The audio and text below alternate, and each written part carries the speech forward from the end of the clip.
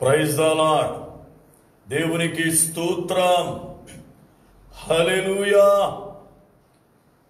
మహాఘనుడును మన రక్షకుడునైన యేసుక్రీస్తు వారి శ్రేష్టమైన నామమునకు మహిమ కలుగును గాక. దేవునికి స్తోత్రం. హల్లెలూయా. ప్రభువునందు ప్రియులారా, ఈ రాత్రి కాలం వేళ లైవ్ ద్వారా దేవుని వాక్యాన్ని వింటున్న ప్రతి బిడ్డకు ఎల్పిఎఫ్ మినిస్ట్రీస్ కువైట్ పక్షముగా దైవజనునిగా నా హృదయపూర్వకమైన వందనాలు. దేవుని అత్యంతమైన కృపను బట్టి దేవుని వాక్యాన్ని మీతో పంచుకోవడానికి ప్రభువు ఇచ్చిన ఈ కృపను బట్టి దేవుణ్ణి స్తుతిస్తూ ఉన్నాను. నిన్నటి దినము సంఘములో ఆశ్చర్యకరమైన రీతిగా మీ అందరి ప్రార్థనను బట్టి 4వ వార్షికోత్సవాన్ని జరిగించడానికి ప్రభువు చక్కని కృపను అనుగ్రహించారు. వచ్చిన దైవజనులకు, వచ్చినటువంటి విశ్వాసులకు ఈ యొక్క లైవ్ ద్వారా నా హృదయపూర్వకమైన వందనాలు తెలియజేస్తున్నాను.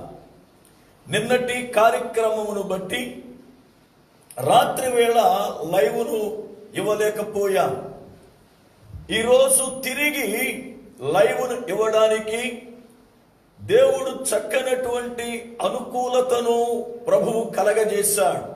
అందును బట్టి దేవునికి స్తోత్రాలు చెల్లిస్తూ ఉన్నా. రేపటి దినం పునరుద్ధాన దినం, ఆదివారం. రేపటి దినం సాయంత్రం వేళ 4:30 నుండి రాత్రి వేళ 6:30 వరకు ఆరాధన జరుగుతుంది.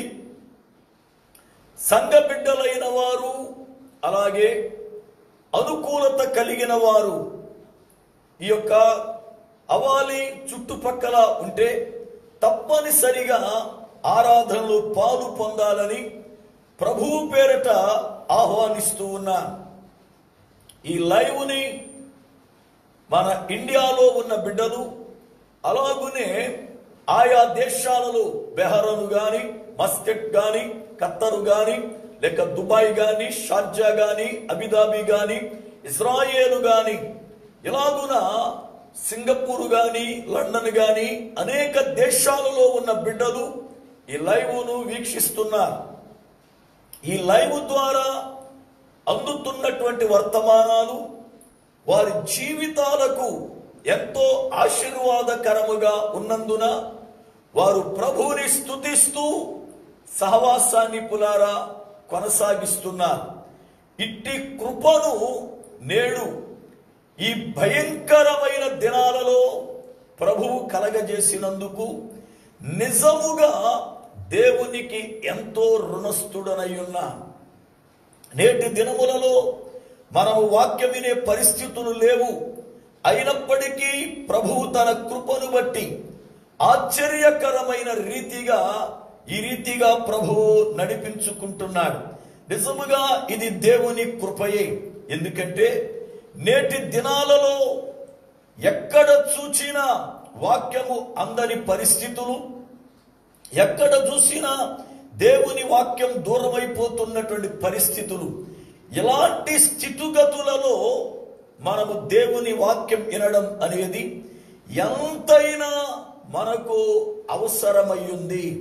అంతేకాకుండా ఈ యొక్క దినాలలో ప్రపంచమంతా కూడా కరోనా అనబడుతున్న వైరస్ను గూర్చి ఆ పేరు వింటేనే గడగడలాడిపోవడం, ఆ పేరు వినగానే అనేక మంది గుండె ఆగి చనిపోవడం చూస్తున్నాం. ఏ యొక్క వైరస్ను బట్టి ప్రజలు వణికిపోతున్నారో, ఏ యొక్క వార్తను బట్టి గుండె పగిలి చనిపోతున్నారో ఆ వార్త లేక ఆ వైరస్ ఇవాళ మనుషులను ఎంత భయభ్రాంతుల్ని చేస్తుందో మనం వింటున్నాం. అయితే క్రైస్తవునిగా ఒక్క మాట నేను ధైర్యంగా చెప్పగలను, ఏ వైరస్ రాని, ఏది రాని, భూమి మీదకు ఏ ప్రళయము రాని, దైవ చిత్తము లేకుండా వచ్చే అవకాశము లేదు.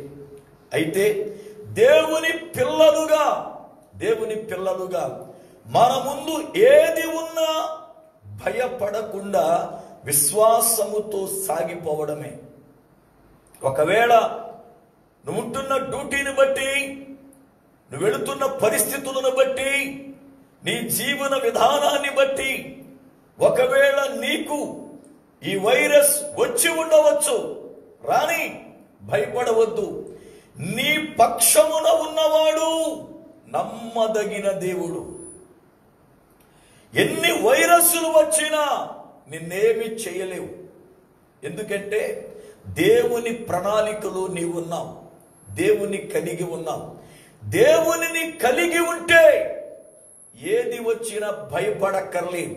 ఒకవేళ మన మరణమే ఈ వైరస్ ద్వారా దేవుడు ఆజ్ఞాపించి ఉంటే కూడా భయము చెందవలసిన అవసరత లేదు. ఎందుకంటే మనము ఒకవేళ మరణిస్తే ప్రభువు దగ్గరికే వెళతాం. భూమి మీద బ్రతికి ఉంటే దేవునికి సాక్షులుగా ఉందాం, మరణిస్తే ప్రభువుతో ఉందాం. పౌలు భక్తుడు అంటాడు, నేను బ్రతుకుటైతే క్రీస్తు కొరకే, చనిపోతే నాకు లాభం అన్నాడు. ఏమిటి లాభం? చనిపోతే ఇవాళ అందరూ మరణం తప్పించుకోవాలని పరిగెడుతుంటే ఈయనేంటి నాకు చనిపోతే లాభం అంటాడు అని అంటే, ప్రభువుతో ఉంటా, అది నాకు లాభం. ఆయన ముఖాన్ని చూస్తా, అది నాకు లాభం. పరిశుద్ధులతో సావాసం చేస్తా, అది నాకు లాభం. నేను చేసిన సేవకు ఫలము పొందుతా, అది లాభం. పౌలు నిరీక్షణ. ఈ రోజున చాలా మంది జీవితాల్లో బ్రతకాలి అని ఆరాటం ఎక్కువ ఉంది. బైబిల్ చెబుతుంది, ఎవడు తన ప్రాణమును రక్షింపగోరుకుంటాడో వాడు తన ప్రాణాన్ని పోగొట్టుకుంటాడని. దేవుడిచ్చిన ఆయుష్కాలం ధైర్యముగా బ్రతుకుతూ దేవునిలో జీవించగలిగితే దేవుడు చక్కని కృపను, నెమ్మదిని ఇస్తాడు. దేవునికి స్తోత్రం, హల్లెలూయా. చాలా మంది నిన్నటి దినాన యానివర్సరీని బట్టి నన్ను చాలా మంది అడిగారు, ఏం బ్రదర్ ఈ టైములో అంత ధైర్యముగా యానివర్సరీ పెట్టారేంటి, ఏదైనా ఒకవేళ జరిగితే ఏంటి సమస్య అని అడిగారు. నేను ఒకటే చెప్పా, ఏం జరుగుద్ది, కోయిట్లో ఒకవేళ పోలీసులు పట్టుకుంటారు, జైల్లో పెడతారు, లేదంటే ఇండియా పంపిస్తారు, అంతే కదా చేసేది. ఇండియా వెళితే సేవ చేస్తా, ఇక్కడ ప్రభువు ఉంచితే ఇక్కడ సేవ చేస్తా. ఈ రెండు కాకపోతే నేను ఉండేది ప్రభు దగ్గరే. ఆ కాన్ఫిడెన్స్ నాకు పూర్తిగా ఉంది. అందుకే దేనికి భయపడతల్లా.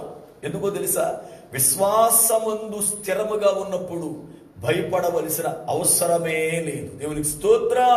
నేను ఒకటి ఖచ్చితంగా చెప్పగలను, నన్ను కువైట్ దేశములో ఎంతకాలం దేవుడు ఉంచాలి అనుకున్నాడో, నా ద్వారా ఏ పరిచర్య జరిగించాలి అనుకున్నాడో అది నెరవేరు వరకు ఏ యొక్క కీడును ఆయన నాకు సంభవింపనీయడు. నేను ఆయన యందు నమ్మకముగా ఉంటే, ఒకవేళ నా పనికి మాలిన క్రియలను బట్టి నేను పాడు చేసుకుంటే తప్ప దేవుని యందు నీతిగా ఉంటే ఏ యొక్క శక్తి పరిచర్యను ఆపలేదు. ఒకవేళ ప్రభువు నన్ను తీసుకుంటే దేవునికి మహిమ. అందుకు సిద్ధముగా ఉన్న ఏ బంధకాల గురించి ఆలోచించట్లా. ఎందుకంటే అన్నీ కూడా చక్కగా సిద్ధపడి ఉన్నాను. పిల్లలు చక్కగా ప్రభువు నమ్ముకుని రక్షణ పొందారు. కుటుంబములు దైవ సన్నిధి ఉంది. దేనికి భయపడాలా? ఒకవేళ నేను చనిపోతే నా పిల్లలు ఏమైపోతారన్న భయములే. ఎందుకంటే రక్షించబడ్డారు. ప్రభువు రాకూడొస్తే అంతా ఎత్తబడతాం.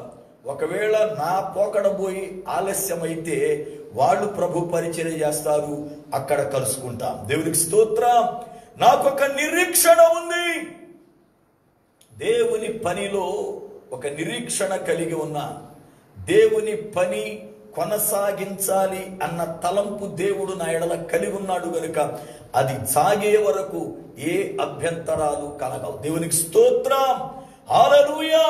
చాలా మంది నేటి దినాల్లో మందిరానికి వెళ్తే ఏమైపోద్దో, అంటుకుపోద్దేమో. నువ్వు మందిరానికి వెళితే అంటుకుంటుందని భయపడద్దు. నువ్వు ఇంట్లో ఉన్నా అంటుకుంటుంది. అంటుకోవాలనుకుంటే, నువ్వు అంటుకోవాలనుకుంటే ఎక్కడైనా అంటుకుంటుంది. చచ్చిపోతానేమో అని భయపడద్దు. నువ్వెక్కడున్నా చేస్తావు. అందుకని ధైర్యంగా దేవుని సన్నిధికి రండి. దేవునికి స్తోత్రం. హల్లెలూయా. ఈ రాత్రి వేళ దేవుని లేఖనములలో నుండి సంసోను గురించిన విషయాలు ఈ రాత్రితో ముగించాలి అని తలంపు కలిగి ఉన్నా. ఎందుకంటే ఎన్నో రోజులుగా ఎన్నో అద్భుత విషయాలను ప్రభు నేర్పుతూ వచ్చాడు. సంసోనును గురించి మనం ఎందుకు అసలు నేర్చుకుంటున్నాము అని అంటే, సంసోను యొక్క తల వెంట్రుకలు పెరిగెను గనుక ఎందుకు పెరిగాయో, పెరుగుట వలన ఏ క్రియ జరుగుతుందో అన్న విషయాన్ని నేర్చుకోవడానికి సంసోను గురించి ధ్యానిస్తున్నాం. కారణం ఏమిటి అని అంటే, సంఘమైన ఆ స్త్రీని ప్రియుడైన ఆ ప్రభువు చూచినప్పుడు నీ తల వెంట్రుకలు పెరిగెను, అందును బట్టి నీ యందు నాకు ఇష్టము కలిగింది అని సంబోధించాడు. చూడండి, యెహెజ్కేలు గ్రంథం 16వ అధ్యాయం 7-8 వచనములు. యెహెజ్కేలు గ్రంథము 16వ అధ్యాయము 7-8 వచనములు. మరియు నేల నాటబడిన చిగురు వృద్ధియగునట్లు నేను నిన్ను వృద్ధిలోనికి తేగా నీవు ఎదిగి పెద్దదానవై ఆభరణ భూషితురాలవైతివి. దిగంబరివై వస్త్రహీనముగానున్న నీకు స్థనములేర్పడెను, తల వెంట్రుకలు పెరిగెను.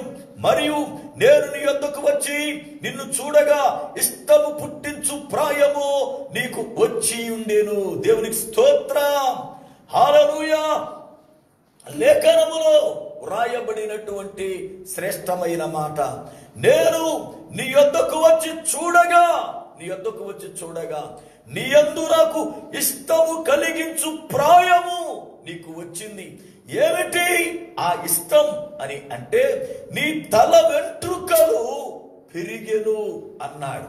నీ తల వెంట్రుకలు పెరిగాయి, అందును బట్టి నీ యందు నాకు ఇష్టము కలిగింది అన్నాడు. తల వెంట్రుకలు పెరగడం దేనికి ముంగుర్తో అన్న విషయాన్ని ధ్యానము చేస్తూ సంసోనును గూర్చి ఈ నెల 10 రోజులు సుమారుగా ప్రియులారా మనము ధ్యానిస్తున్నాం. చిన్న ప్రార్థన చేసుకుని వాక్యాన్ని విందాం. ప్రార్థన. సర్వకృపానిధివగు పరమ తండ్రి, మీ పాదములకై వందనాలు స్తోత్రాలు చెల్లిస్తున్నా. మీ మహా అత్యంతమైన కృపను బట్టి ఈ రాత్రి వేళ దైవజనునిగా మీ ముందు నిలబడి ఉన్నాను. ప్రభువా, నన్ను మరుగుపరచండి. ప్రతి ఆటంకమును యేసు క్రీస్తు నామములో లయపరచండి. వాక్యం వింటున్న ప్రతి బిడ్డను మీరు దర్శించండి. వాక్యం వింటున్న ప్రతి బిడ్డతో మీరు మాట్లాడండి. మీ బలమైన సన్నిధి మాతో ఉంచి నడిపించి క్షేమాన్ని ఇవ్వండి. మీ సేవకుడు అపాత్రుడు, బలహీనుడు, ఎన్నిక లేనివాడు, నాయన మీరు వాడుకుని మహిమ పొందండి. యేసు నామమున ప్రార్థిస్తున్నారు పరమ తండ్రి. ఆమేన్. దేవునికి స్తోత్రం. హల్లెలూయా. ప్రభువునందు ప్రియులారా, ఈ లైవ్ ద్వారా వాక్యం వింటున్న ప్రతి బిడ్డకు, చాలా మంది బిడ్డలు చక్కగా వాక్యం వింటున్నారు. కొంతమంది బిడ్డలు చక్కగా కామెంట్స్ పెడుతున్నారు. ప్రైజ్ లార్డ్ అన్న అని, లేకపోతే ప్రైజ్ లార్డ్ పాస్టర్ గారు అని, ప్రైజ్ లార్డ్ సార్ అని, ఇలాగున ఎవరికి వారే చక్కగా వారి అభినందన తెలియజేస్తున్నారు. అయితే నాది చిన్న మనవి, మీరు అభినందన తెలియజేస్తున్నారు మంచిది. అయితే మీరు వాక్యం అనేక మంది వినేటట్లుగా చక్కగా ఈ కార్యక్రమాన్ని మీ స్నేహితులకు, మీ బంధువులకు షేర్ చేయండి. వారు కూడా దేవుని వాక్యాన్ని వింటారు. అలాగే మీరు పులారా మీ ఫోన్ నెంబర్ కూడా దానిలో పెట్టండి. నేను సమయానుకూలాన్ని బట్టి మీతో మాట్లాడడానికి చూస్తాను. అలాగే ఉదయకాల వేళ చాలా మంది బిడ్డలు యాప్ ఓపెన్ అవ్వట్లేదు, లేక వాక్యం అందట్లేదు, అని కొంతమంది పులారా బాధపడడం నేను వింటూ ఉన్నా. వాక్యం యాప్ ద్వారా గాని మీకు రాకపోతే నాకు వాట్సాప్ లో మీరు పులారా మెసేజ్ పెట్టండి, బ్రదర్ ఇలా అందట్లేదు అని. మీ వాట్సాప్ నుండి నా వాట్సాప్ నెంబర్ కువైట్ నెంబర్ ఇది కనుక 55123967 55123967 మీరు మెసేజ్ పెట్టండి. తప్పనిసరిగా ఉదయకాల వేళ వర్తమానాన్ని మీకు అందిస్తాను. దైవజనుడిగా నా ఆశ ఒక్కటే, ఈ దినములలో ప్రతి బిడ్డ ఇంటిలో కూడా ఉదయం తెల్లవారక ముందే దేవుని వాక్యం చేరుకోవాలి. ఆ బిడ్డలు వాక్యముతో చక్కగా వాళ్ళ కార్యక్రమాన్ని ఉదయకాల వేళ కొనసాగించాలి. అది నా ఆశ. ఆ వాక్యం మనల్ని బలపరుస్తుంది. ఆ వాక్యం ఎంతగానో మనల్ని ఆదరిస్తుంది. ఆ వాక్యము ద్వారా కృపగల దేవుని సన్నిధిని ఉదయకాలం వేళే మనము అనుభవిస్తాం. దేవునికి స్తోత్రం, హల్లెలూయా. ఇక లేఖనాలలోనికి వెళదాం. దేవుని యొక్క వాక్యములో తల వెంట్రుకలు పెరుగుటను బట్టి ఆ స్త్రీని ప్రియుడైన ఆ పురుషుడు వివాహం చేసుకోవడానికి ఇష్టపడ్డాడు. సంఘము కూడా తల వెంట్రుకలు కలిగినదైతే ఆమె కురులను చూసి, ఆ కురుల యొక్క విధానాన్ని చూసి ప్రియుడైన మన ప్రభువు ఇష్టపడుతూ ఉన్నాడు. ఎందుకో తెలుసా? బైబిల్ గ్రంథం చదివిస్తా ఉంది, స్త్రీకి తల వెంట్రుకలు ఘనతనిస్తున్నాయట, ఘనతనిస్తున్నాయి. నేటి దినాలలో పూర్వ దినాలకి నేటి దినాలకి చాలా తేడా ఉంది. పూర్వ దినాలలో చక్కగా కుంకిడిగాయ చేత లేక పులారా వేరే ఏదైనా ఆయుర్వేదపు వస్తువుల చేత తలస్నానం చేసేవారు. ఆ కురులు చక్కగా పుల్లారా కింద మోకాళ్ళ వరకు పెరిగేయి. ఆ కురులను చూసి చక్కగా సంతోషించేవారు. నేటి దినాలలో వాతావరణ పరిస్థితులు కానీ లేక మన వారు వాడుతున్న ఈ యొక్క పులార షాంపూలు కానీ లేక ఇతర కారణాలను బట్టి చాలా మంది ఆడపిల్లలకు కురులు పులారా తరిగిపోతూ ఉన్నాయి. చాలా మందికి కురులు రాలిపోతూ ఉన్నాయి. చాలా మంది తలలు బోడి తలలుగా మారిపోతూ ఉన్నాయి. ఒకప్పుడు ఎంతో చక్కగా గుప్పుడు లావు పులారా ఇదిగో 2-3 అడుగులు పొడుగుండే జడ ఈనాడు పులారా తరిగిపోయి జడ ఈ మనిషికుందా అన్నట్లుగా పరిస్థితి వచ్చేసింది. కానీ వాక్యము ప్రకారం ఆత్మీయముగా మనము తల వెంట్రుకలు కలిగి ఉండాలి. ఏవి ఆ తల వెంట్రుకలు? ఎందుకు కలిగి ఉండాలి? ఎందుకంటే బైబిల్ గ్రంథములో తల వెంట్రుకలు దేవుని ప్రజలైన ఇశ్రాయేలీలకు ముంగుర్తు. చూడండి వాక్యాన్ని, ఎహెజ్కేలు గ్రంథము 5వ అధ్యాయము 1-2 వచనములు. ఎహెజ్కేలు గ్రంథము 5వ అధ్యాయము 1-2 వచనములు చదువుతున్నాను. మరియు నరపుత్రుడా, నీవు మంగలి కత్తి వంటి వాడిగల కత్తి ఒకటి తీసుకొని నీ తలను గడ్డమును క్షౌరము చేసుకొని త్రాసు తీసుకొని ఆ వెంట్రుకలను తూచి భాగములు చెయ్యుము. జాగ్రత్త గమనించాలి. ఆ వెంట్రుకలను పులారా తూచి 3 భాగాలు చేయాలి అని ప్రభు చెప్పాడు. ఎందుకట? చూడండి 2వ వచనం. పట్టణమును ముట్టడి వేసిన దినములు సంపూర్ణమైనప్పుడు నీవు పట్టణములో వాటి 3వ భాగమును కాల్చి 2వ భాగమును తీసి ఖడ్గము చేత అతము చేయు రీతిగా దానిని చుట్టూ విసిరి కొట్టి మిగిలిన భాగము గాలికి ఎగిరిపోనిమ్ము. నేను ఖడ్గము దూసి వాటిని తరుముదును. అయితే వాటిలో కొన్నిటిని తీసుకొని నీ చెంగున కట్టుకొనము. పిమ్మట వాటిలో కొన్నిటిని మరలా తీసి అగ్నిలో వేసి కాల్చుము. దాని నుండి అగ్ని బయలుదేరి ఇశ్రాయేలు వారందరినీ తగలబెట్టును. ఏం కారణం ఏమిటి అంటే ఇశ్రాయేలీయులు పులారా ఈ యొక్క తల వెంట్రుకలకు సాదృశ్యముగా ఉన్నారు. ఈ యొక్క కురులకు సాదృశ్యముగా ఉన్నారు. యెహెజ్కేలు భక్తుని పిలిచి దేవుడు అంటున్నాడు, యెహెజ్కేలు నీ తలను గడ్డమును క్షవరం చేయించుకో, ఆ యొక్క జుట్టుని తూకము వేయి. జుట్టుని తూకం వేస్తారా? నిజమే. ఎందుకు అనంటే పరిశుద్ధ గ్రంథములో ఒక యవనస్తుని గురించి మనం చదువుకుంటే అతని తల వెంట్రుకలను గూర్చి పులారా చక్కని విషయాలు రాయబడ్డాయి. చూడండి, సమూయేలు 2వ గ్రంథము 14వ అధ్యాయము 25 నుండి 26 వరకు చదువుతున్నా, జాగ్రత్తగా గమనించాలి. సమూయేలు 2వ గ్రంథము 14వ అధ్యాయము 25, 26 వచనాలు. ఇశ్రాయేలీలందరిలో అబషాలోమంత సౌందర్యము గలవాడు ఒకడును లేడు. అరికాలు మొదలుకొని తన తల వరకు ఏ లోపమును అతని యందు లేకపోయెను. తన తల వెంట్రుకలు భారముగా నున్నందున ఏటేటా అతడు వాటిని కత్తిరించుచూ వచ్చెను. కత్తిరించునప్పుడెల్లా వాటి ఎత్తు రాజు తూకమును బట్టి 200 తులములాయెను. దేవునికి స్తోత్రం. అబషాలోము ఏడాదికి ఒక్కసారి కత్తిరేయించేవాడు. అబషాలోము ఇశ్రాయేలీలో మహా అందగాడు. వాక్యం బోధిస్తుంది, ఇశ్రాయేలీల అందరిలో అతని లాంటి సౌందర్యవంతుడు ఒక్కడూ లేడని. అరికాలు మొదలుకొని నడినెత్తి వరకు ఏ లోపం అతని యందు లేదు అని. పులారా, దావీదునకు 3వ భార్య కుమారుడు ఈయన. చాలా అందగాడు. అతని తల సంవత్సరానికి ఒక్కసారి కత్తిరేయించి ఆ యొక్క జుట్టుని పులారా తూకం వేస్తే రాజు యొక్క తూకమును బట్టి 200 తులములు చేదట జుట్టు. అనగా త్రాసులో తల వెంట్రుకలను తూకం వేయడం పులారా అబషాలోము చరిత్రలో మనం చూస్తాం. దేవుని లేఖనములో ఇప్పుడు యెహెజ్కేలు గ్రంథకర్త ద్వారా దేవుడు మాట్లాడుతున్నాడు. నీ యొక్క తల వెంట్రుకలను తూకము వేయి. తూకము వేసిన వాటిని నీవు భాగాలుగా చెయ్యి. ఒక భాగాన్ని అగ్నిలో కాల్చు, ఒక భాగమును గాలికి ఎగరవేయి. ఆ ఎగరవేసినటువంటి ఆ జుట్టుని నేను ఖడ్గము చేత తరుముతా. ఒక భాగాన్ని నీ చెంగున కట్టుకుని వాటిలో మళ్ళీ కొంచెం తీసి అగ్నిలో వేసేయి అన్నాడు.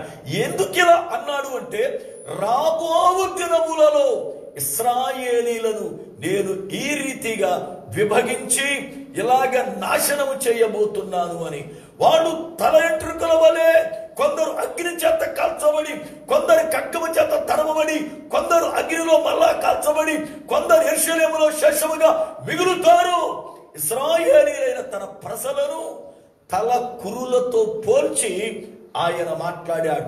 కనుక సంఘము కురులను గూర్చి తెలుసుకోవాలి. సంఘం కురులు పురారా ఎలా ఉండాలి? సంఘము యొక్క కురులను గురించి బైబిల్ గ్రంథం ఏం బోధిస్తుంది మనకు అర్థం కావాలి. సంసోను తల వెంట్రుకలు బాల్య దినముల నుండి అతడు ఫిలిస్తీయులకు అప్పగించబడే వరకు అతని తలపైన మంగళ కత్తి వేయబడలే.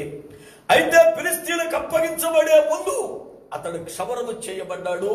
క్షవరము చేయడాన్ని బట్టి అతని తల వెంట్రుకలు మొత్తం పోగొట్టుకున్నాడు. అతను తల వెంట్రుకలు పోగొట్టుకొనుట వలన ఏమి సంభవించిందో 7 విషయాలు మనం నేర్చుకుంటున్నాం. 7 విషయాలలో 5 విషయాలు గత గురువారం రాత్రి వరకు బోధించాను. మొదటిది పులారా, అతడు తల వెంట్రుకలు అతడు పులారా పోగొట్టుకునుట వల్ల దేవుని ఆత్మ పోయిందని, దేవుని ఆత్మతో పాటు బలము కూడా పోయిందని నేర్చుకున్నాం.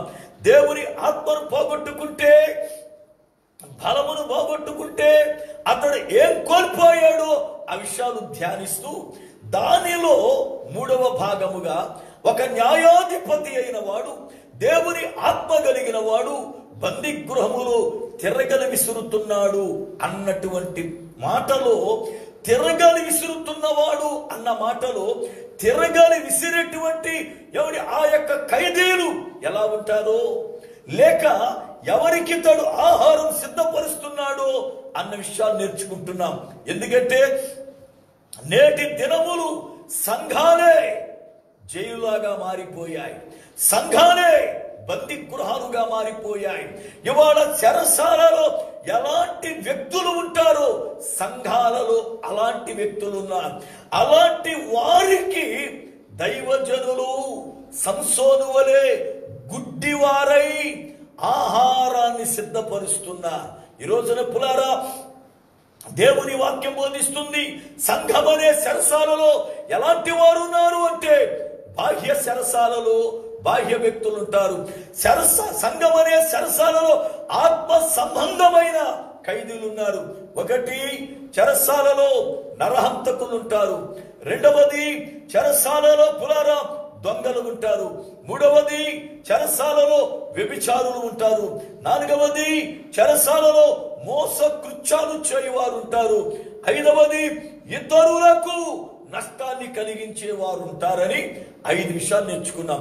ఇక మిగిలిన 2 విషయాలను ఈ దినమున పులారా నేర్చుకొని సంసోను జీవితములో ఏమి కోల్పోతూ ఉన్నాడో అనే విషయాన్ని పులారా మనం ముగించుకోవడానికి మనం ప్రయత్నించేద్దాం.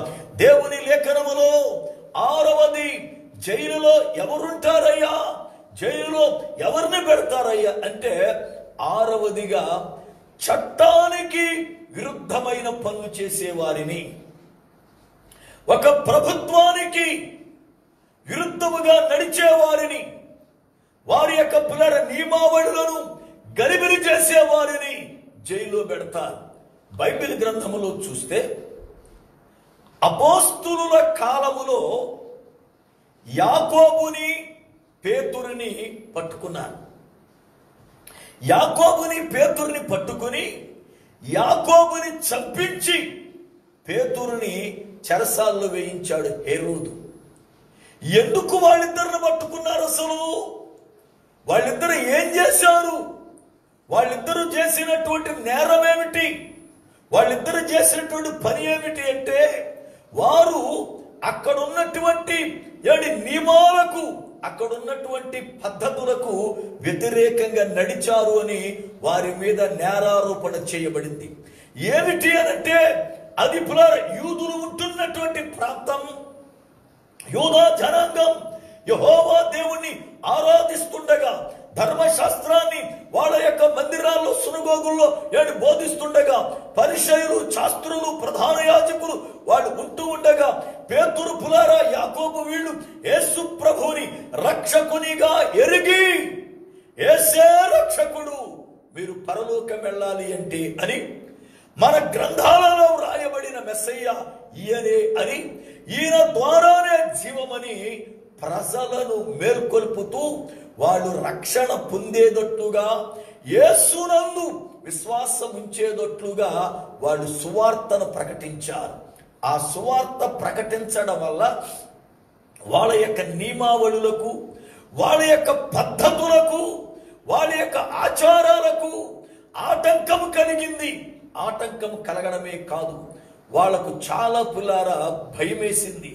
ఏంటి కారణం అంటే చాలా మంది, అనేక మంది మన యొక్క మతాన్ని విడిచిపెట్టి, లేక మన విశ్వాసాన్ని విడిచిపెట్టి, మన యొక్క పులారా ఇదిగో ఆ యొక్క వంశావళి ఆచారాలు విడిచిపెట్టి యేసు ప్రభుని అంగీకరిస్తున్నారు. వాళ్ళు రక్షింపబడుతున్నారు, మారు మనసు పొందుతున్నారు. ఇదిగో ఇలాగైతే మన మతం రాబోయే దినాల్లో భూస్థాపం అయిపోతుంది, మన వాళ్ళందరూ కూడా ఇదిగో యేసు వెనకాల వెళ్ళిపోతారు అని ఆందోళన చెంది పేతురుని, యాకోబుని పట్టుకుని జైల్లో వేశారు.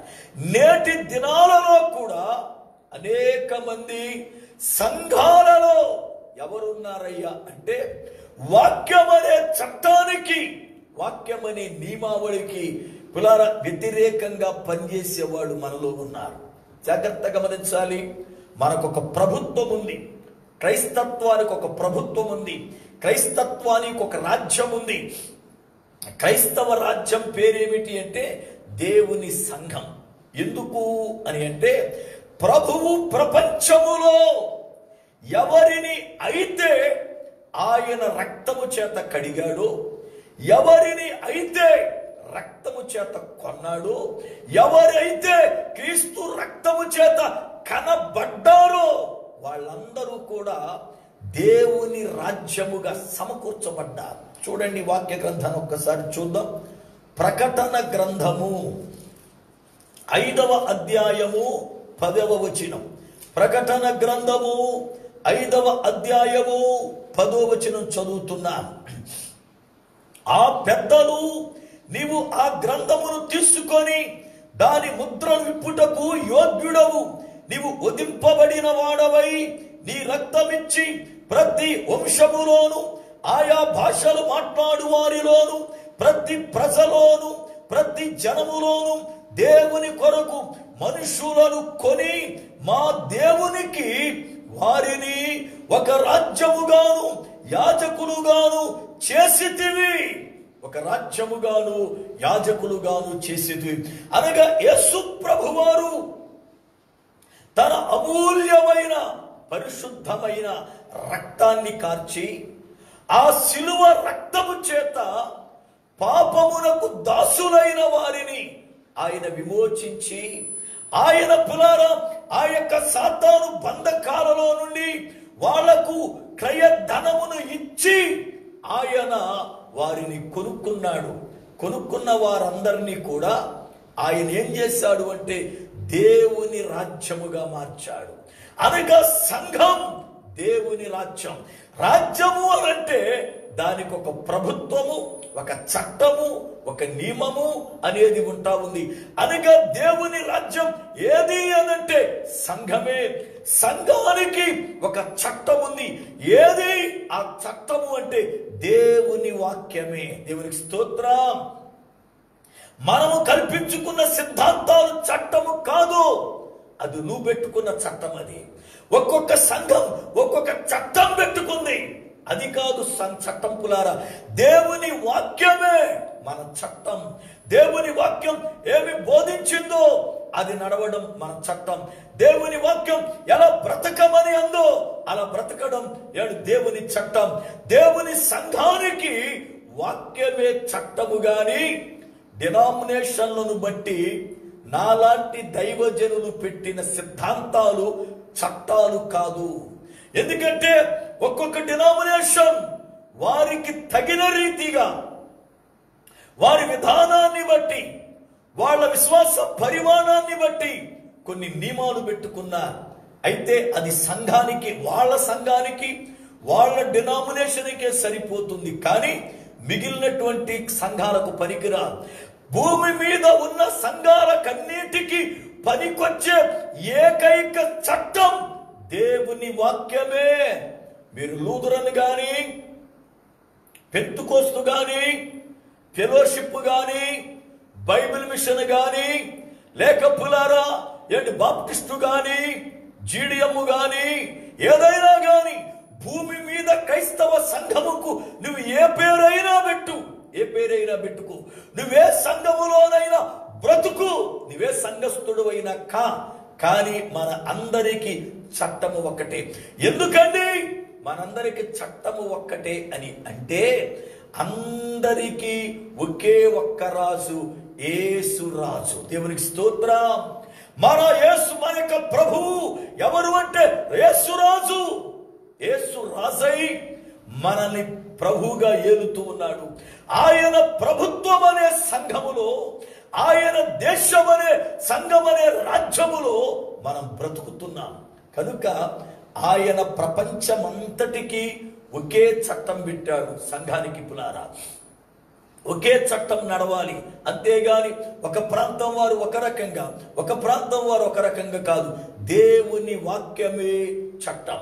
ఈ రోజున చాలా మంది చట్టాన్ని ఉల్లంఘించి, నియమాలను ఉల్లంఘించి, ఆచారాలు చేస్తూ, రక్షింపబడిన వారిని గలిబిలి చేస్తూ, రక్షింపబడిన వారిని పాడు చేస్తూ, దేవుని చట్టానికి వ్యతిరేకముగా నడిచే ప్రజలు నేటి సంఘాలలో ఉన్నారు. మీరు గమనించండి, కొంతమంది వ్యక్తిత్వం ఎలాగుంటుందంటే సంఘములో చక్కగా ఎదుగుతూ ఉంటారు బిడ్డలు. మొట్టమొదటిగా సంఘం ఎక్కడికి వెళ్ళకోకుండా దైవజనుడి దగ్గరికి మొట్టమొదటి వచ్చి ఆ సంఘంలో చక్కగా ఎదుగుతుంటారు. ఈ లోపల ఊళ్ళో ఉన్న సంఘాలన్నీ తిరగేసి ఉంటారు. కొంతమంది వాళ్ళు ఏ సంఘంలో నిలబడరు. ఆ సంఘములో ఒక నెల, ఈ సంఘములో ఒక నెల, ఆ సంఘంలో ఒక నెల ఇలా సంచారం చేస్తారు. ఎందుకంటే ఎక్కడ ఇమ్మడలేక, వాక్యానికి ఎక్కడ కట్టబడలేక, వాక్యానికి ఎక్కడ లోబడకపోతేనే ఇలా తిరుగుతా. లోబడేవారు చక్కగా వాక్యం ఎక్కడ ఉంటే అక్కడ ఉంటారు, వాక్యములు చక్కగా ఎదుగుతారు, వాక్యములు బలపడతారు. ఇక్కడ చెడుంది అనుకుంటే వెంటనే ఆ స్థలాన్ని విడిచిపెట్టి వాక్యము కలిగిన స్థలానికి వెళ్ళి చక్కగా వాళ్ళు బలపరచబడతారు. కానీ చాలా మంది ఉద్దేశాలు ఏమిటి అంటే, ఏ సంఘానికి వెళ్ళినా అక్కడ వాక్యం బాగాలేదు, ఏ సంఘానికి వెళ్ళినా అక్కడ పరిస్థితులు బాగాలేదు అని ప్రతి దానికి వంక పెడతారు, ప్రతి దానికి వంక పెడతారు. ప్రియులారా, ప్రతి సంఘానికి వంకబెట్టి, ప్రతి దైవజనుడికి వంకబెట్టి, ప్రతి యొక్క వర్తమానానికి వంకబెడితే నువ్వు ఆత్మీయతలో ఎదిగేది ఎక్కడా? నువ్వు ఆత్మీయతలో బలపడేది ఎక్కడా? అసలు నీ అనుభవం ఎంత? నీ అనుభవం ఎంత? చాలా మంది అది బాగాలేదు, ఇది బాగాలేదు అని తిరగడమే తప్ప ఎక్కడా కూడా స్థిరముగా ఉండరు చాలా మంది. అలా 4 సంఘాలు తిరిగిన వాళ్ళు ఏదో ఒక సంఘంలోకి వస్తారు. వాళ్ళు వచ్చారు కదా, క్రొత్త వాళ్ళు కదా అని చెప్పి స్థానిక సంఘ బిడ్డలు పరిచయం చేసుకుని చక్కగా ఎదుగుతుండగా నెమ్మదిగా సంఘ సిద్ధాంతాలను పాడు చేస్తారు వాళ్ళు. అనగా అప్పటి వరకు దైవజనుడు కన్నీరుగార్చి సంఘములో వాక్యము ద్వారా ఏ పునాది వేశాడో ఆ పునాదులను వాళ్ళు గలిబిలి చేస్తారు. అనగా సంఘానికి పునారం దేవుడు ఏ నియమాలను, ఏ సిద్ధాంతాలను, ఏ చట్టాలను ఆయన పెట్టాడో వాటిని దైవజనుడు చెప్పి సంఘాన్ని సిద్ధపరుస్తూ ఉండగా ఈ మనుషులు 4 సంఘాలు తిరిగి వస్తారు. 4 అలవాట్లు నేర్చుకుని వచ్చి అవి ఈ సంఘములో చొప్పింపజేయాలని, అవి ఈ సంఘములకు నేర్పి అలాగాదు ఇలాగాదని ఒక ముఠాన్ని తయారు చేసి శివరాకరికి దేవుని వాక్యానికి విరుద్ధముగా ప్రవర్తిస్తారు. ఇలాంటి వారు అనేకులు. దేవుని వాక్యం అనే చట్టానికి మన వ్యతిరేకులుగా ఉండకూడదు. దేవుని వాక్యం బోధించిన బోధ ఏమిటి అంటే, 1 నీవు మొట్టమొదటిగా రక్షణ పొందాలి. 2వది రక్షణ పొందుట వలన నీకు మారు మనసు వస్తుంది. 3వది మారు మనసు పొందిన తరువాత నా పాపములు క్షమించబడ్డాయి అని చెప్పడానికి గుర్తుగా బాప్తిస్మం పొందాలి. బాప్తిస్మం పొందిన నీవు సహవాసములో చేర్చబడాలి. చేర్చబడిన నీవు పరిశుద్ధాత్మను పొందుకోవాలి. పరిశుద్ధాత్మను పొందుకున్న నీవు సంఘములో ఎదుగుతూ రొట్టె విరుచుట ఎందును, ప్రార్థన ఎందును ఎడతెగకుండా చక్కగా పులారా ఫలిస్తూ ఉండాలి. ఇది అపోస్తుల యొక్క బోధ, సంఘము యొక్క నియమావళి. దేవుడు పులారా అపోస్తుల ద్వారా నడిపించినటువంటి నియమం ఇది. ఈ రోజున ఇవన్నీ పోయాయి.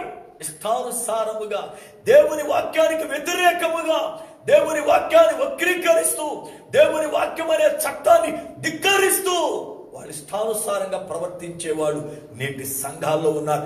అందుకే సంఘం అనే జైలులో దేవుని వాక్యం అనే చట్టానికి వ్యతిరేకంగా ప్రవర్తించేవారు, వ్యతిరేకంగా నడిచేవారు అనేకులు పులారా నేటి దినాల్లో ఉన్నారు. జాగ్రత్త గమనించండి.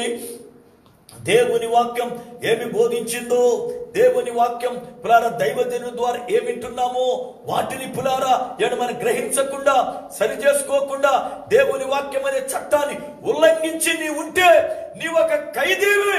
నీ సంఘములో నీ సంఘం ఒక చెరసాల. నీ సంఘాన్ని చెరసాలగా మార్చిన వాడవి నీవే. నీ సంఘం దేవుని సంఘం అనబడాలి. నీ సంఘం ప్రార్థన సన్నిధి అనబడాలి. అలాంటి దాన్ని నువ్వు చెరసాలుగా మార్చేశావు. ఎందుకో తెలుసా? నీ క్రియలు మారలేదు, నీ నడవడిక మారలేదు, నీ యొక్క తలంపులు మారలేదు, నీ ఉద్దేశాలు మారలేదు. వాటిని బట్టి చివరాఖరికి నువ్వే సంఘములుంటే ఆ సంఘము చివరాఖరికి బందీ గృహముగా మారిపోయింది. ఈ రోజున పులారా దేవుని వాక్యం మనం వింటూ ఉన్నాం. దేవుని లేఖనములో పులారా జాగ్రత్త పరిశీలన చేయాలి. 6వది ప్రభుత్వ నియమావళిని ఉల్లంఘించినటువంటి వారిని, లేక పులారా అక్కడ ఉన్నటువంటి నియమాలను ఉల్లంఘించిన వారిని జైల్లో వేస్తారు. ఇక 7వది 7వ మాట జ్ఞాపకం చేస్తాను. 7వది ఎవరయ్యా జైలుకు పోయేవారు, ఎవరినయ్యా పోలీసు వారు జైల్లో పెట్టేది అంటే చెడు ప్రవర్తన కలిగిన వారిని జైల్లో పెడతారు. చెడు ప్రవర్తన, వాళ్ళ ప్రవర్తన మంచిగా ఉండదు.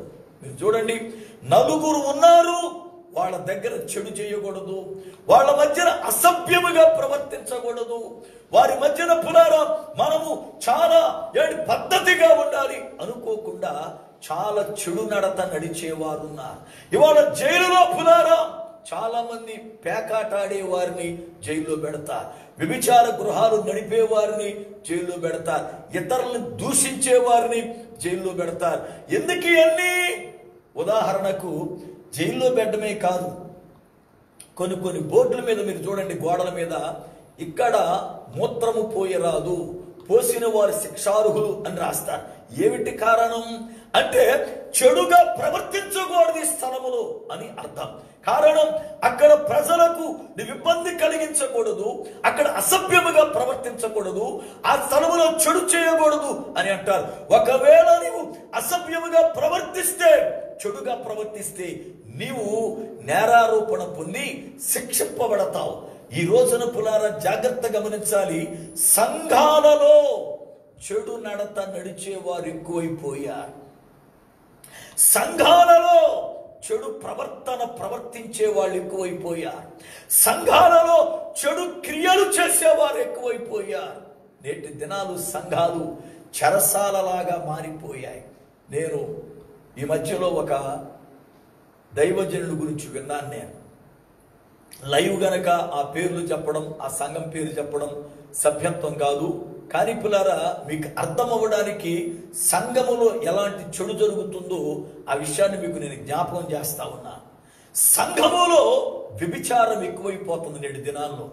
సేవకుడు ఖండించకపోవటం, విశ్వాసులకు భయం అనేది లేకపోవడం, దేవుని వాక్యం అంటే ఏమిటో వాళ్ళకు దాని విలువ తెలియక, మనం ఎప్పుడు ఇనేదేగా, మాకు తెలవదేంటి వాక్యం, మేము బోధిస్తాం, మేము కూడా బోధకులమే అనే తత్వం, లేక సంఘములో నేను ఒక ముఖ్య వ్యక్తిని, ఒక సంఘ పెద్దను, ఒక పరిచారకుణ్ణి, ఇదిగో పాస్టర్ గారు ఏ పనైనా నాకే చెబుతాడు అనేటువంటి తత్వం నేటి దినాల్లో చాలా మందికి ఉంది.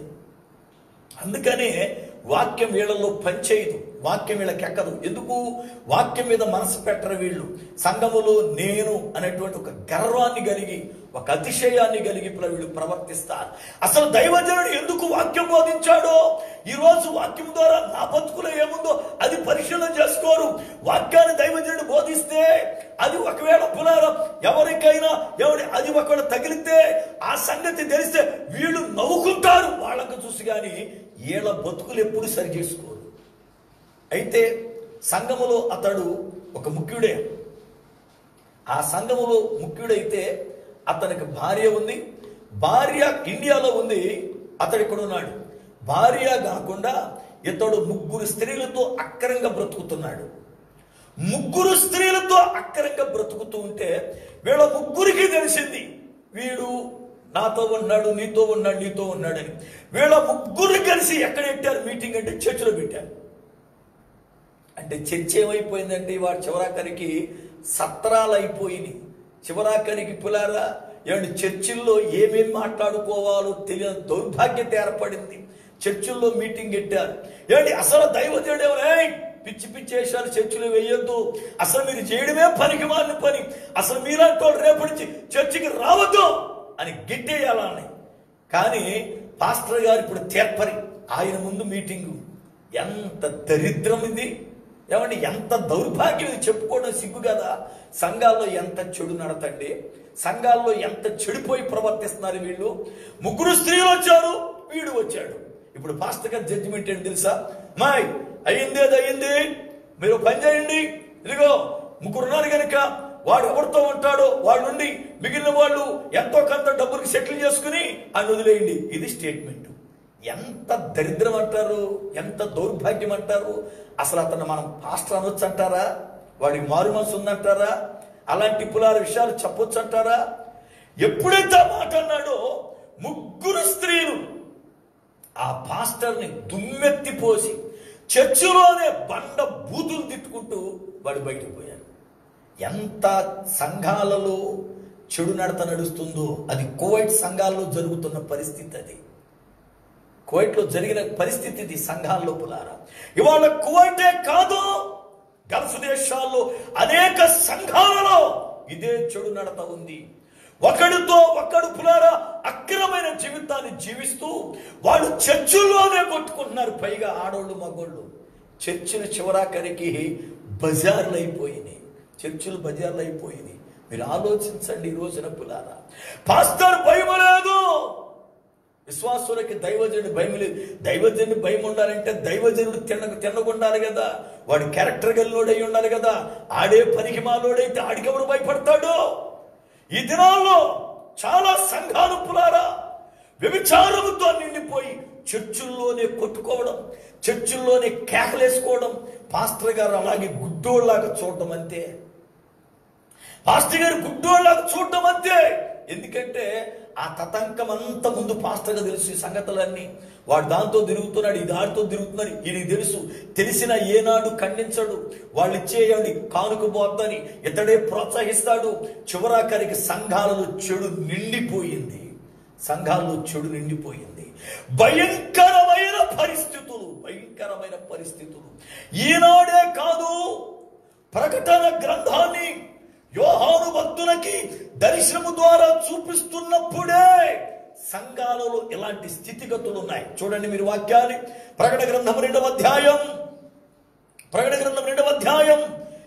21-22 వచనాలు చదువుతున్నాను. ప్రకటన గ్రంథం 2వ అధ్యాయం 21-22 వచనాలు. మారు మనసు పొందుటకు నేను దానికి సమయం ఇచ్చి తిని గాని అది తన జాగ్రత్త విడిచిపెట్టి మారు మనసు పొందనొల్లదు. ఇదిగో నేను దానిని మంచం పట్టించి దానితో కూడా వ్యభిచరించువారు దాని క్రియల విషయమై మారు మనసు పొందితేనే గాని వారినే బహుశ్రమల పాలు చేతును. అనగా పులారా ఆ దినాలలోనే తుయతైరా అనబడుతున్న సంఘములు వ్యభిచారం ఉంది. తుయతైరా అనబడుతున్న సంఘములో జారత్వం ఉంది. ఈనాడు కూడా నేటి క్రైస్తవ సంఘాలలో చెడు ప్రవర్తన, చెడు నడవడిక, చెడుతనం సంఘాల్లో. ఇవాళ సంఘాల్లో ఎంత చెడుతనం ఉందో చెప్పలేం. చూడండి, సంఘాల్లోనే వడ్డీ వ్యాపారం చేసేవాళ్ళు ఉన్నారు. కొంతమంది పాస్టర్లే వడ్డీకి ఇస్తా ఉన్నారు. ఇవాళ సంఘములో 10 రూపాయలు కానుక మిగిలితే దాన్ని పులార సంఘస్థులకే చీట్లకి ఇస్తున్నారు. ఇవాళ ఎంత దారుణం, ఎంత చెడుతనం సంఘాల్లో. ఇవాళ ఎంత భయంకరం ఇవాళ సంఘాల్లో. పైగా విశ్వాసులు కూడా ఎంత ముదురులంటే పాస్టర్ గారికే వాడు వడ్డీకి ఇస్తా ఉంటాడు. ఒక పాస్టర్ గారు నా దగ్గర చెప్పి బాధపడ్డాడు ఒకసారి ఇండియాలో. ఏంటి అంటే ఆయనకి ఏదో పాపం ఆపదొచ్చి అప్పు తీసుకున్నాడు. పని తీసుకున్నవాడు అన్యుడి దగ్గర తీసుకుంటే పని ఆడు గౌరవించాడు పాస్టర్ అని చెప్పి. ఈడు ఆళ్ళ సంఘానికి వచ్చే మనిషి దగ్గర తీసుకున్నాడు. నెల వడ్డీ కడుతున్నాడు. పాపం ఏయో ఇబ్బందుల చేత 2 నెలలు కట్టలేదంటే ఇంకంతే. సంఘం అయిపోయిన తర్వాత ఆ అమ్మాయి చర్చిలో పాస్టర్ ముందు, నువ్వేం పాస్టర్వే, నీకు వడ్డీకి ఇస్తే నువ్వు ఇవ్వట్లేదు, ఇస్తావని నమ్మకం చేత చేశాను అని గందరగోళం చేసింది మనిషి. చివరాఖరి సిగ్గుతో ఆగిపోయి 2 నెలలు కట్టలేక 3వ నెల కట్టేటప్పుడు ఆయన నన్ను తీసుకెళ్ళడం ట్రై చేశాడు. నేను చెప్పా, అలాంటి పనికి మారేశాడు, నేను రాను అసలుకే. ఆ మనిషి దగ్గర వడ్డీ తీసుకోవడం నువ్వు తప్పు చేసావు. నీ విశ్వాసం దగ్గర నువ్వు వడ్డీ తీసుకోవడం ఏంటయా? నువ్వు ఎప్పుడు వాక్యం ఆ మనిషి ముందు చెప్పగలవు ఇంకా నువ్వు అని చెప్పి ఒకసారి ఆ మనిషి కనపడి తడిగా, ఏమా నువ్వు నీ పాస్టర్కే వడ్డీకి ఇచ్చావంట, తప్పు కదా. ఒకడ పాస్టర్ గారు మీకు ఆపద ఉందా, నేను మీ ఆత్మీయ బిడ్డను కదా, ఇదిగో ఈ రుణం తీసుకెళ్లి వాడుకోండి, ఇదిగో తర్వాత మీ దగ్గర ఉంటే ఇవ్వండి అని అనాలి. కానీ నువ్వు అలా వడ్డీకి ఇవ్వచ్చు అంటే ఆమె అంటది, పాస్టర్ గారంటే నమ్మకం అండి, అంత వడ్డీకి ఇచ్చండి అని. వడ్డీకి ఇవ్వకూడదు కదంటే పైగా అంటది, నేనేమి అధర్మం ఇవ్వలేదండి, ధర్మ వడ్డీకి ఇచ్చానండి. ధర్మ వడ్డీ అంట, వడ్డీలో మళ్ళీ ధర్మ వడ్డీ.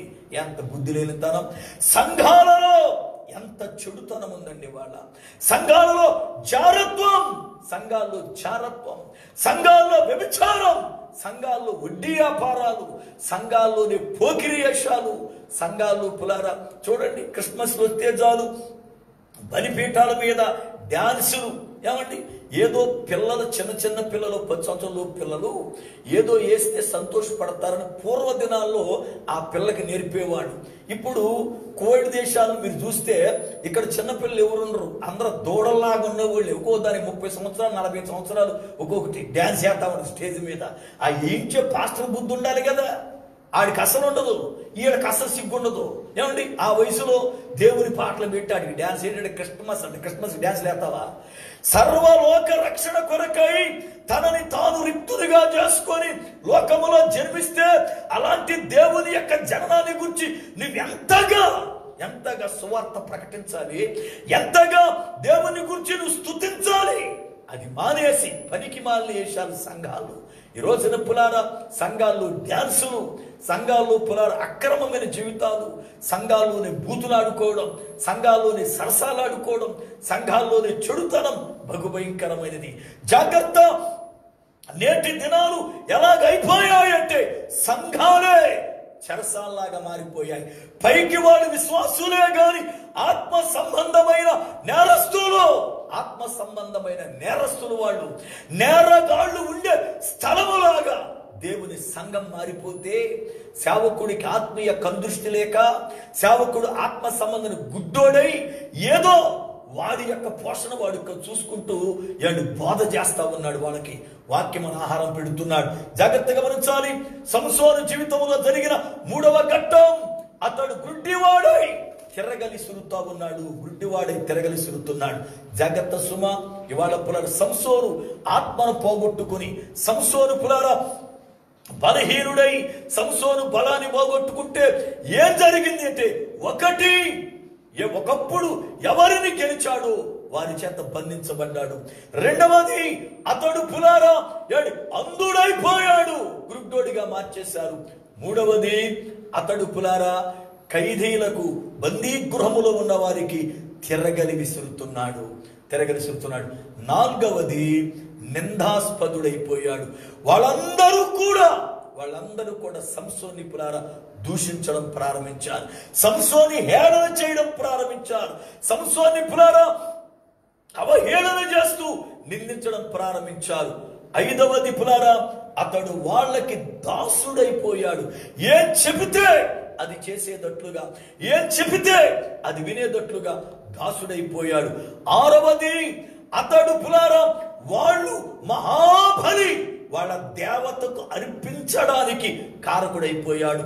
వాళ్ళ దేవతకు వాళ్ళు సంసోనును బట్టి మహాబలి అర్పించారు.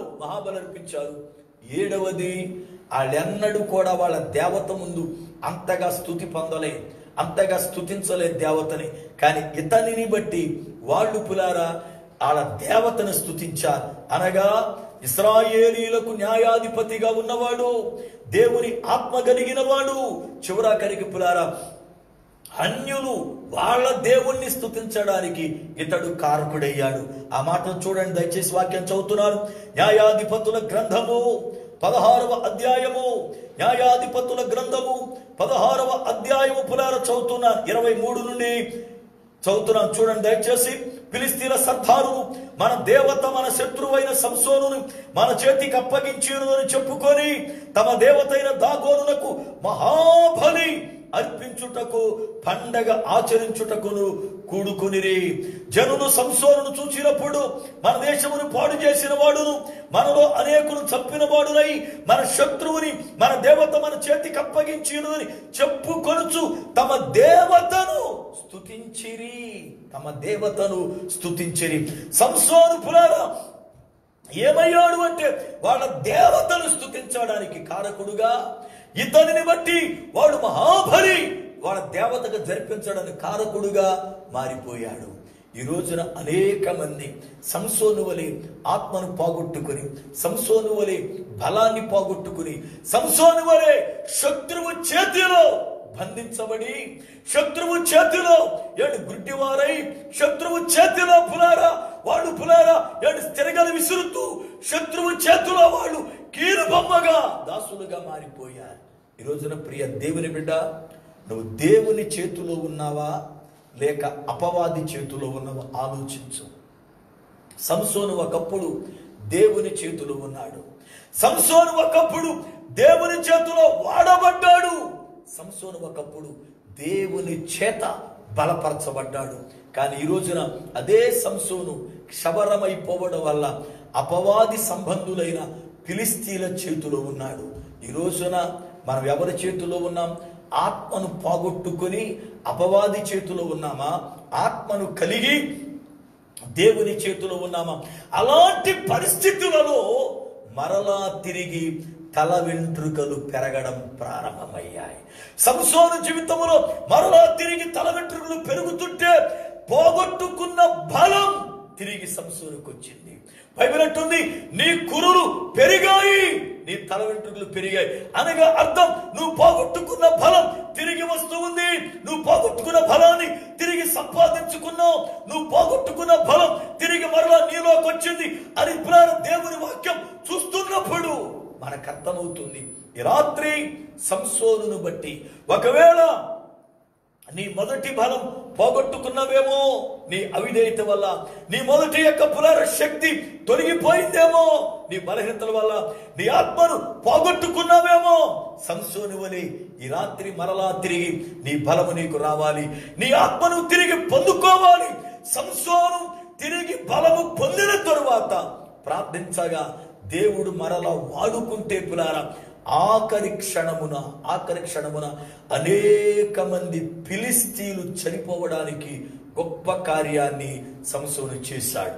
ఈ రాత్రి వేళ ప్రియులారా, నా జీవితంలో ఒకవేళ మనం మొదటి బలాన్ని కోల్పోయేవేమో, మొదటి యొక్క పులార విధానాన్ని పోగొట్టుకున్నావేమో, మొదటి ఆత్మను, మొదటి పరిశుద్ధతని, మొదటి రక్షణ అనుభవాన్ని, మొదటి యొక్క దేవునితో సహవాసాన్ని పోగొట్టుకున్నావేమో. తిరిగి నీ తల వెంట్రుకలు పెరగాలి. ఎందుకో తెలుసా? స్త్రీకి తల వెంట్రుకలు ఘనత అని అపోస్తలుడైన పౌలు కొరింథీయులకు రాసిన మొదటి పత్రిక 11వ అధ్యాయం 15వ వచనములో సెలవిచ్చాడు. కొరింథీ మొదటి పత్రిక 11వ అధ్యాయము 15వ వచనాన్ని మనం చూస్తున్నప్పుడు పులారా అక్కడ వ్రాయబడిన మాటలు స్త్రీకి తల వెంట్రుకలు ఘనత అని పులారా. ఈ రోజున సంఘమా, నీకు తిరిగి తల వెంట్రుకలు వస్తే, అనగా నువ్వు పోగొట్టుకున్న మొదటి బలం నువ్వు మరలా సంపాదిస్తే నీకు ఘనత. నువ్వు పోగొట్టుకున్న ఆత్మను మరలా తిరిగి సంపాదిస్తే నీకు ఘనత. ఓ సంఘమా, నువ్వు పోగొట్టుకున్న ఆత్మలను తిరిగి సంపాదిస్తే ఘనత. ఒకప్పుడు సంఘములో అనేక ఆత్మలు ఉండే, వాటిని పోగొట్టుకున్నావు. నీ నడవడిక వల్ల, నీ క్రియ వల్ల, నీ మాట వల్ల, నీ తలంపుల వల్ల, నీ చూపు వల్ల నీ సంఘములో అనేక మంది పోయారు. నిన్ను బట్టి తిరుగు నువ్వు సంపాదించుకుంటాను నీ ఘనత. తిరిగి పునరాను పొందుకుంటే అది నీ ఘనత. అప్పుడు నిన్ను ప్రభు చూసెట్టాడు, నీ యందు నాకు ఇష్టము కలిగింది. ఏమి? పోగొట్టుకున్న వాటిని తిరిగి సంపాదించుకున్నావు. పోగొట్టుకున్న బలం తిరిగి వచ్చింది. పోగొట్టుకున్న ఆత్మను తిరిగి పొందుకున్నావు. పోగొట్టుకున్న పరిశుద్ధత తిరిగి పొందుకున్నావు. నీ యందు నాకు ఇష్టం పుట్టుచుంది. ఈ రాత్రి ప్రభువునకు మన యందు ఇష్టము కలిగి ప్రభువునకు భార్యగా మనం సిద్ధపరచబడాలి అంటే పోగొట్టుకున్నది తిరిగి రావాలి. రేపు రాత్రి పెళ్లి కుమార్తె సెలెక్ట్ ఎక్కడ జరుగుతుందో, అనగా పెళ్లి కుమార్తెను ఎక్కడ పులార నియమించబడుతా ఉందో, ఆ పెళ్లి కుమార్తె యొక్క పరీక్ష ఎక్కడ జరుగుతుందో రేపు రాత్రి మనం నేర్చుకోబోతున్నాం. ఎందుకంటే సంఘము పెళ్లి కుమార్తెగా సిద్ధపడి, సంఘము పెళ్లి కూతురుగా పులారా సిద్ధం పడి దేవుని రాకడకు ఆయత్తపరచబడాలి. ప్రభు వచ్చినప్పుడు పెళ్లి కుమార్తె వలె సంఘము ఎత్తబడాలి. ఆ రీతిగా ఎత్తబడుట కొరకై మనము సిద్ధపడదాం. ప్రార్థన చేసుకుందాం. ప్రార్థన. సర్వకృపానిధివగు పరమ తండ్రి, నీ శ్రేష్టమైన ఉన్నతమైన నామమునకై స్తోత్రాలు వందనాలు చెల్లిస్తూ ఉన్నా. అత్యంతమైన కృపను బట్టి ఈ యొక్క ప్రభువా రాత్రి కాల వేళ మీ లేఖనములలో నుండి విదాసునిగా నన్ను మరుగుపరిచి అయా మీరు మాట్లాడిన ప్రతి జీవము గల మాట కొరకై స్తోత్రాలు చెల్లిస్తా ఉన్నాను. ప్రభువా జ్ఞాపకం చేసుకోనండి. విత్తబడిన వాక్యము నీరు గట్టండి, ఫలింపు దయచేయండి. ప్రతి విధమైనటువంటి అపవిత్రత తొలగించి నీ భార్యగా మమ్మల్ని సిద్ధపరచండి. ఈ దినమని ఎంతమంది వాక్యము ద్వారా ప్రభు సన్నిధించబడ్డారు. ఎంతమంది వాక్యాన్ని విన్నారు? విన్న ప్రతి బిడ్డను మీరు నాయన మీరు అక్కడ కొరకు సిద్ధపరచండి. అనేక మంది దినాల్లో నాయన మరణ పరిస్థితుల్లో ఉన్నారు. అనేక మంది అనారోగ్యంతో ఉన్నారు. అనేక మంది ఆర్థిక ఇబ్బందులతో ఉన్నారు. అనేక మంది ఉద్యోగాలు లేక ఉన్నారు. అనేక మంది నాయన సమస్యల చేత కొట్టుమిట్లాడుతున్నారు. అనేక కుటుంబాలు ఈ రోజున ప్రభువా చాలా గలిబిలిలో ఉన్నాయి. కనికర పడండి, కృపను చూపండి, క్షమాన్ని దయచేయండి. మహిమ ఘనత ప్రభావములు మీకు చెల్లిస్తూ యేసు నామమున ప్రార్థిస్తున్నాను పరమ తండ్రి, ఆమేన్. మన పరమ తండ్రి అయిన దేవుని ప్రేమ, ఆయన కుమారుడైన యేసుక్రీస్తు వారి కృప, పరిశుద్ధాత్మ దేవుని యొక్క అన్యోన్య సహవాసము, ఆయన సన్నిధి మనకును సకల పరిశుద్ధులకును సదాకాలము తోడయుండి నడిపించునుగాక. ఆమేన్, ఆమేన్. ప్రభువునందు ప్రియులారా, లైవ్ ద్వారా దేవుని వాక్యం విన్న ప్రతి బిడ్డకు దైవజనునిగా ఎల్పిఎఫ్ మినిస్ట్రీ సహవాసం తరపున నా హృదయపూర్వకమైన వందన. రేపు సాయంత్రం వేళ 4:30 నుండి 6:30 వరకు ఆదివారపు ఆరాధన జరుగుతుంది. ఆ ఆరాధనలో ఈ వాక్యాన్ని కొనసాగిస్తూ పెండ్లే కుమార్తె ఎక్కడ ప్రత్యేకించబడుతుందో మనము ధ్యానించబోతున్నాం. కనుక అవకాశం కలిగిన వారు కోవిడ్ టైం ప్రకారం పులారా 4:30 నుండి 6:30 వరకు మీరు ఏ దేశంలో ఉన్నారో ఆ దేశం టయాన్ని బట్టి అవకాశం ఉన్నవారు తప్పక చూడండి. లేని ఎడల పులారా దాన్ని యూట్యూబ్లో అప్లోడ్ చేసినప్పుడు ఆ వర్తమానాన్ని వినండి. వర్తమానాలు పోగొట్టుకోవద్దు, ఎందుకంటే వాక్యం చాలా శ్రేష్టమైనది. మరలా వాక్యం దొరకదు పులారా. వాక్యపు కరువు రాబోయే రోజులు ఉన్నాయి. ఇప్పటికే చాలా సంఘాలు మూసివేయబడ్డాయి. ఈ గల్ఫ్ కంట్రీస్ లో ఈ కరోనా వచ్చిన తరువాత పులారా చాలా సంఘాలు మూసేశారు. కారణం పరిచర్యకు అవకాశాలు లేక, ఏమండి పులారా, అద్దె స్థలాల్లో అద్దులు కట్టలేక విశ్వాసులైన వారు చాలా మట్టికి పులారా గలిబిలై చెదిరిపోయారు. గనుక పరిచర్యలు మూసేయబడ్డాయి. కనుక వాక్యాన్ని పోగొట్టుకోవద్దు. ప్రభువు కృపనిచ్చాడు గనుక సద్వినియోగం చేసుకుందాం. దేవుడు మిమ్మును దీవించునుగాక. ఆమేన్, ఆమేన్. అందరికీ వందనాలు.